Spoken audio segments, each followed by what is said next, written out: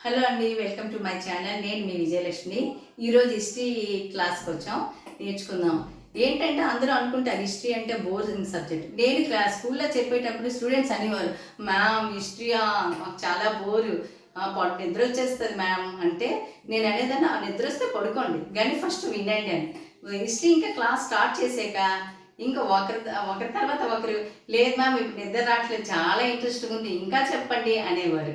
అలాగే ఇప్పుడు కూడా మీకు అలాగే అనిపిస్తుంది, వినండి, తర్వాత మీకు ఇంట్రెస్ట్ అండి హిస్టరీ అన్నది. ముందు క్లాస్లో నేను చెప్పాను కదా హిస్టరీ అంటే ఏంటి, హిస్టరీ ఎలాగ వచ్చింది, దాన్ని ఎవరు కనిపెట్టారు, అదన్నీ మనం తెలుసుకున్నాం కదా. ఇప్పుడు హిస్టరీ, సోర్సెస్ ఆఫ్ హిస్టరీ అంటే ఏంటని మనం తెలుసుకుందాం. సోర్సెస్ అంటే మూలం, దాని ఆధారం, మనకి ఎలా తెలిసింది హిస్టరీ అంటే. సోర్సెస్ ఆఫ్ హిస్టరీ అంటే ఇన్ని టైప్స్ ఉంటాయండి. Archaeological sources, literary sources, foreign accounts. అంటే ఇప్పుడు మనం తెలుసుకుంది ఆర్కియలాజికల్ సోర్సెస్ అంటే ఏంటి. ఆర్కియలాజికల్ సోర్సెస్ అంటే like buildings, tools, coins and pottery, monuments. Monuments అంటే ఇప్పుడు తాజ్మహల్ ఉంది కదా, రెడ్ ఫోర్ట్ ఉంది కదా, దానివల్ల మనం తాజ్మహల్ ఎవరు కట్టారు, దాని తాలూకా చరిత్ర, దానివల్ల మనకి ఇప్పుడు తెలుసుకుంటున్నాం కదా, అదే మాన్యుమెంట్స్. టూల్స్ అంటే అప్పుడు పనిముట్లు, ఇప్పుడు పనిముట్లు మారాయి కదా, టూల్స్ అదే టెక్నాలజీ. అప్పుడు కాయిన్స్, ఇప్పుడు పోటరీ, అప్పుడు మట్టి కొండలు, ఇప్పుడు మామూలు ఈ మనం వాడుతున్నాం ఇది స్టీలు, సిల్వర్, గోల్డ్ అనమాట. దాన్ని అదే ఆర్కియలాజికల్ సోర్సెస్ అండి. Then next literary sources. Literary sources అంటే ఏంటంటే ఇది materials like religious text, Vedas, Puranas, epics like Mahabharat and Ramayanam. మనం తెలుసుకున్నాం కదా, మహాభారత రామాయణం వల్ల మనకి వేదాస్ వల్ల నాలెడ్జ్ వచ్చింది, మహాభారత రామాయణం వల్ల మన కర్మ అన్నీ అంటే నాలెడ్జ్, ధర్మం అంటే ఏంటి అన్నీ మనం తెలుసుకున్నాం మహాభారతం వల్ల, రామాయణం వల్ల.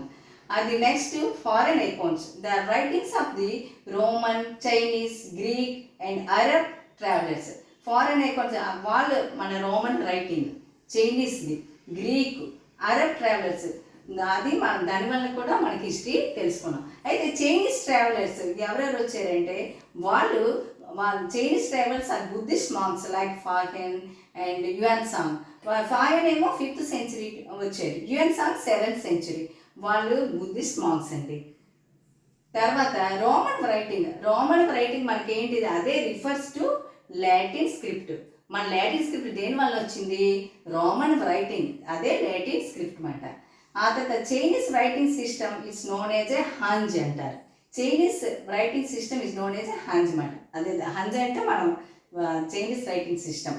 తర్వాత Greek writing known as alphabetic.